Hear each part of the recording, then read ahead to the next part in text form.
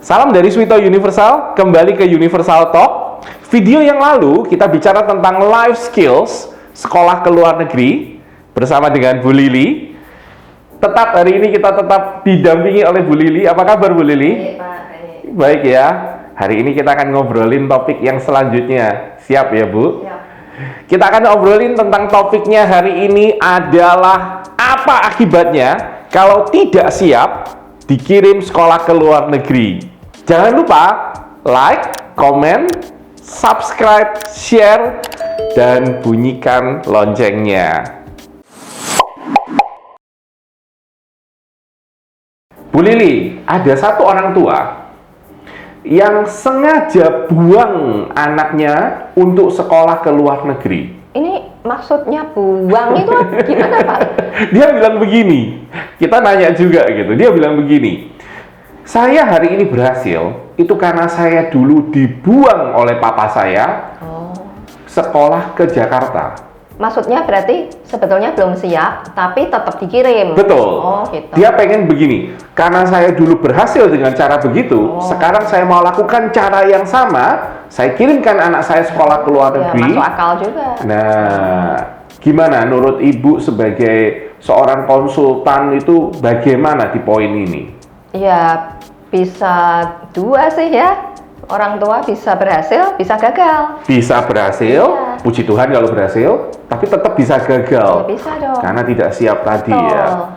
Bisa, ini faktor-faktornya apa aja ini? Yang berhasilnya faktornya apa? Kalau gagal Nah, faktornya apa ini? Aku senang nih Pak Swito tanya begini supaya orang tua jadi tahu ya. Nah, yang faktor yang membuat anak berhasil ini tentang kesiapan sekolah di luar negeri. Siap nggak siapnya nih bukan karena uang, bukan karena Bukan, ini tetap bahasa posisi Indonesia, tidak siap, tapi Inggris. bukan dari uang, bukan. Tapi lebih dari bukan dari akademiknya, tapi lebih dari anaknya memang belum dewasa, belum bisa ngambil keputusan. Iya. Bahkan mungkin anaknya aja baru tahu kalau mau disekolahkan ke luar negeri itu baru 3 bulan sebelumnya. Mungkin begitu. Iya, ya. Oh, berarti yang tadi itu ya nyambung life skill ya. Nah, life skill ini gini parents. Life skill sebetulnya adalah kemampuan seseorang untuk beradaptasi untuk menghadapi tantangan hidup sehari-hari. Jadi mencakup misalnya kemampuan berpikir kreatif, problem solving, ya kalau ada masalah gimana menghadapinya, menyelesaikannya. Kemudian komunikasi yang baik, ya juga kemampuan-kemampuan lain seperti tanggung jawab, kemandirian. Nah itu tuh life skill. Jadi belum siap life skillnya tapi dikirim ya. Itu tadi bisa berhasil, bisa gagal. Faktor-faktor yang menentukan keberhasilan. Nah ini Pak, ini seru nih. Mungkin simple aja ya. Ada 2 nih Pak. Ada 2. Yang membuat dibuang tapi bisa berhasil ya. Mungkin yang kayak si papa itu ya. Betul. Yang pertama itu karena anaknya ini cepat belajar. Jadi misalnya di rumah tuh pasif ya, nggak biasa problem solving, pokoknya nggak biasa inisiatif gitu ya, komunikasi kurang. Tapi ketika dia sudah sampai di negara tujuan, terus dia lihat temennya, ya entah roommate atau teman sekolah. Oh gitu toh, jadi dia ngikut gitu ya. Oh perlu begini. Aku nggak biasa sih di rumah, aku nggak biasa begitu. Tapi ini kayaknya yang bener begini nih. Ya sudah, aku ikutin aja itu. Dia ngelihat orang lain, dia nanya orang lain, oh caranya begini, terus dia cepet belajarnya. Betul, karena sebetulnya anak tuh kalau nggak siap tuh dia ngerti kok. Tapi ada yang punya kesadaran, oh aku nggak siap tapi aku mau belajar, aku mau lihat, aku mau contoh. Gitu. Yeah. Dan ada lagi nih, ya selain dia cepat belajar dari orang lain atau learn the hard way istilah saya. Learn the tabrak way. Betul. Jadi misalnya nih karena nggak biasa disiplin, nggak biasa mandiri, ngatur waktu acak-adut gitu ya, sehingga assignment selalu telat. Submitnya telat, lewat dari deadline misalnya. Jadi mungkin ada mata kuliah yang fail, gagal. Nah itu kan learn the hard way, kapok kan. Sehingga semester depan, oh berarti aku tuh kalau submit assignment harus tepat waktu. Ya aku bangun harus pagian, kuliah nggak telat misalnya. Jadi itu learn the hard way. Intinya belajar. Nggak bisa di Indo, tapi di sana anak belajar. Ada lagi nih Pak, yang kedua. Mau Ada llagi? ada. Yang kedua, nah ini nih yang menarik. Mungkin Pak Suwito menemukan nih nanti kenyataannya ada nggak atau banyak nggak yang kayak yang kedua Apa ini? itu? Yang kedua ini begini. Sebetulnya anaknya itu Iya. bisa waktu di Indonesia, bisa tanggung jawab, ya bisa mandiri. Sebetulnya bisa. Betul, bisa problem solving. Tapi Tapi di rumah itu melempem karena orang tuanya selalu yang provide everything. ya solve the problem, yang lakukan ini itu untuk anaknya, jadi di rumah anaknya melempem. Wah, ini banyak ini parents kayak gini nih banyak ini ya. Ini dengerin ya, parents yang tipe seperti ini yang semua kalau anaknya ada masalah dia langsung turun tangan. Ini dengerin ini. Kenapa? Ini penting banget ini. Lanjutin Ya. Bu Lili. Padahal anaknya tuh kalau di sekolah bisa loh Pak. Oke. Iya, di teamwork, punya inisiatif, Betul. bisa tanggung jawab. Di sekolah tuh bisa, ya karena nggak ada parentsnya. Tapi nggak ada parentsnya. Kalau di rumah melempem. Nah, tipe yang kedua ini kalau dikirim ke luar negeri, nggak deket parents, nggak ada Iya. yang provide everything itu, ya. ya jelas bisa, wong aslinya dia bisa. Saya jadi ingat sesuatu kalau Bu Lili bilang begini. Apa, Pak? Saya ingat ada satu student, ya tapi saya tidak sebut nama. Ada satu student yang orang tuanya itu kaget. Waktu anaknya disekolahkan di Kanada, anaknya itu berubah.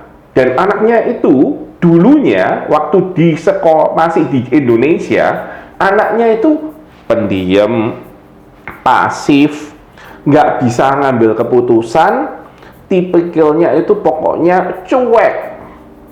Semuanya itu papa dan mamanya, terutama mamanya yang beresin, yang kerjain. Tapi ini anak waktu disekolahkan di Kanada, mamanya itu cerita, setelah 2 semester, mamanya itu cerita, anakku kok berubah ya? Sekarang sudah nggak pernah lagi nanya gimana caranya ngatur keuangan. Tapi tahu-tahu aku sudah dikirimin laporan, Ma, ini ya laporan keuangan 3 bulan yang terakhir, dan ini proyeksi 3 bulan ke depan. Mamanya itu sampai bilang, hah? Kamu bisa bikin proyeksi keuangan 3 bulan ke depan butuh uang berapa gitu. Terus anaknya ini dari yang tidak pernah ingat nyimpen buku di mana, tipikal yang tugasnya ketinggalan, mamanya harus ke sekolah nganter tugas, Ya. itu sekarang jadi orang yang sangat rapi. Orang yang sangat teratur, orang yang sangat tahu malam ini mesti belajar apa, mesti buka buku apa, besok mesti ngapain, dari jam berapa sampai jam berapa mesti ngapain, time manajemennya jadi super rapi.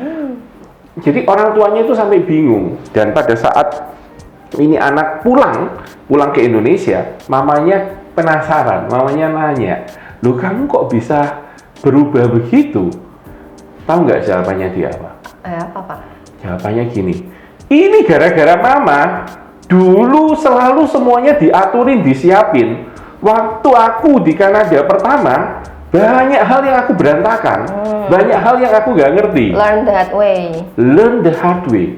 Mamanya nanya, loh, kamu berantakan pertamanya? Berantakan. Tapi aku nanya temen. Oke. Terus aku ngecek di sistem, ternyata di sistem itu ada semua, cuma harus dibaca, harus dibikin catatannya, dibikin rangkumannya. Nomor 1 harus ke mana, nomor 2 harus kemana, nomor 3 harus kemana, dan itu ada sistematisnya. Terus kalau aku nggak ngerti, aku tanya temen. Kalau aku nggak ngerti lagi, aku sudah bikin kesalahan. Waktu itu dia bikin kesalahan. Waktu itu dia apply satu mata pelajaran, kan di sana harus apply kelas kan. Ternyata dia nggak cek emailnya bahwa ada konfirmasi yang dia harus pencet untuk reconfirm kelasnya. Akibatnya dia nggak dapat kelas itu. Nah, dia belajar dari tidak dapat kelas itu, dia coba datang ke registration office. Komunikasi, belajar. Komunikasi. Problem solving. Problem solving. Dan yang menarik, registration office bilang gini, we cannot help you, you have to go to your professor. Dan dia pergi ke profesornya. Dan dia pergi ke profesornya, dan bukan satu kan, profesornya kan ada banyak. Dia harus ngambil keputusan untuk ketemu profesornya dan dia harus kasih ya sedikit mengarang supaya profesornya itu percaya bahwa dia itu nggak sengaja melakukan itu ya, sedikit mengarang indah, istilahnya mengarang indah ya kalau di Indonesia. Tapi profesornya Ya, itu life akhirnya skill juga. itu life skill ya, dan akhirnya dia dibantu oleh profesornya meskipun dia sudah terlambat, dan akhirnya semester itu dia full kredit, semuanya beres. Oke. Karena awalnya juga perjuangan tuh mau masuk kelas itu. Betul. Mestinya juga serius Betul. ngikutin kelasnya ya. Betul sekali. Dan dia ngomong sama mamanya, ini mama dulu nggak pernah ngajarin. Mama cuman bilang, aku yang beresin, mama yang beresin. Learn the tabrak-tabrak way tadi ya. Gimana Bu Lili kalau melihat contohnya kayak gini? Ya, itu anaknya oke ya, artinya mau belajar, mau nanya. Iya. Terus juga itu ya, dia mau komunikasi, mau mengarahkan diri pada problem solving ya. Betul. Nah, tapi kan ada juga nih Pak, nah ini masuk nih ke yang gagal nih. Kalau tadi yang berhasil. Yang tadi yang nggak siap tapi betul. berhasil. Iya, karena cepat belajar, learn that way, sama memang sebetulnya dia bisa.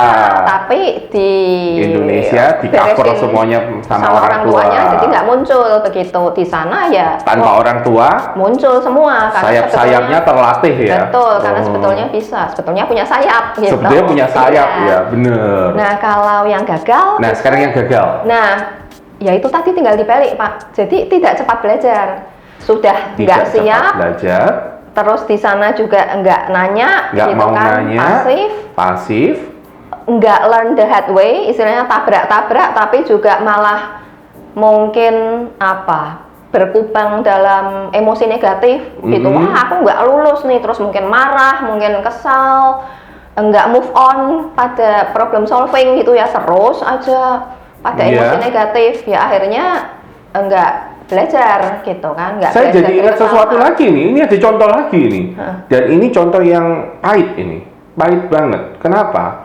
Karena di akhir tahun pertama, jadi ini setelah 2 semester ya, setelah 2 semester di akhir tahun pertama, ini anak, maaf kata, tuding mamanya dan bilang begini, gara-gara kamu aku gagal. Ya ampun. Gara-gara kamu aku gagal. Dan ini anak tidak mau dipersalahkan karena dia bilang, kan aku sudah bilang aku tidak siap. Aku kan sudah bilang aku nggak mau berangkat. Tapi kan mama papa yang paksa. Nah, ini contoh kedua di mana dia sudah tidak bisa belajar cepat, is not a quick learner ya. Terus tidak mau nanya temen, kemudian juga tidak punya inisiatif untuk berubah, Ya, dan berkubang di kesalahan lebih dulu, negatif ya, negative negative thinking. thinking. Dan ternyata parahnya negative thinking yang terakhir dituding dengan nyalahin. kamu yang salah. Nah, gimana Bu supaya nggak kejadian kayak gini nggak terulang gitu? Ini nggak siap diberangkatkan, gagal. Nah, kalau Bapak bilang gimana nih supaya nggak terjadi yang gagal? Iya. Nah, jadi kalau boleh saya istilahkan, yang dibuang itu tadi ya, Iya. nggak siap secara life skill tapi diberangkatkan, itu kan tadi bisa berhasil bisa gagal Pak. Betul. Nah, berarti kan ada unsur gambling nih. Betul. Tapi kalau yang mau lebih pasti, ya disiapkan lah. Tetap lebih baik Betul. anaknya disiapkan itu Betul, yang lebih the aman. best ya. Betul. Jalan yang paling kompromis Paling di aman. antara semuanya itu tetap yang hanya disiapkan Iya, ya. artinya kelihatan sejak di Indonesia kelihatan dan orang tua memberikan kesempatan ya untuk anak itu kalau punya masalah selesaikan, kayak yang Pak Swito bilang kan. Iya. Anak itu yang dihukum itu Iya. kan, dia ayahnya ya, Iya. itu kan mengarahkan, tapi Iya. anaknya yang maju sendiri, ya itu kan Betul. dikasih kesempatan latihan problem solving, latihan komunikasi. Iya. Jadi dari Indonesia sudah disiapkan, sehingga kemungkinan berhasilnya ya tentu lebih besar. Betul. Jadi ini message buat parents ini. Tidak ada yang namanya keberhasilan tanpa proses. Lebih gampang untuk membantu anak membereskan masalah, tapi ternyata it's not a wise way, it's not a good way. Lebih baik izinkan anak dalam proses jatuh bangun, bikin kesalahan Semasa di Indonesia semasa ya. di Iya. Indonesia, karena seolah-olah seperti ini. kalau kesalahannya masih 1 langkah, 2 langkah, kita dari orang tua dari jauh ngeliat sambil ngasih tahu, kamu salahnya di sini, nanti langkah ketiga kamu lakukan begini, tapi kamu yang maju sendiri, bener kan? Nah, daripada langkah pertama beres orang tuanya yang maju, langkah kedua beres orang tuanya yang maju, langkah ketiga beres orang tuanya yang maju, tapi ini anak satu kali ketemu dengan masalah dan dia tidak bisa apa-apa, tidak bisa melakukan apa-apa. Betul ya, seperti itu ya. Asik deh diskusinya, sederhana. Karena programnya tuh belum ke-install di anak. Programnya belum ke-install di anak. Tadi yang kita kemarin, video yang kemarin itu ya. Yang ketinggalan klik di sini nanti, yang video kemarin itu bagus banget soalnya bicaranya dan nyambung dengan diskusi hari ini. Oke, bagus banget kita diskusinya hari ini. Kita sudah ngobrol tentang apa akibatnya kalau seorang anak tidak siap disekolahkan ke luar negeri. Ternyata bisa berhasil, tapi gagal, juga bisa gagal. Gamblingnya tadi, dan tetap yang terbaik adalah persiapkan anak sebelum sekolah ke luar negeri. Wah, keren ini diskusinya. Thank you banyak nih masukannya, Bu Lili. Bedahnya ini asik banget.